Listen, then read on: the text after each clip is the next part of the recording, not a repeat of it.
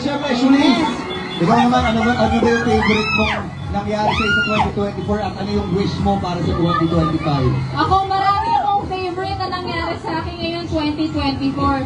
Siyempre, iba't ibang collaborations, iba't ibang shows, concerts here and abroad. Ang wish ko para sa 2025 ay growth para sa sarili, and peace and happiness para sa ating lahat. Amen! At syempre po, ito na, para mo sa magpasok ng bagong taon, naway magkaroon tayo ng tunay na kapayapaan, isang malaya at marangal na pamahalaan at mabuting kapalaran para sa ating lahat na nasa daigdig ng telebisyon at pelikula. Ngayon, sabay-sabay natin salubungin ang bagong taon ng masibagong sigaw, kaganakan. Eto na, 20 seconds na lang mga kapuso. This is it. Naway maging masigaan, mabiyaya ating bagong taon. This is it.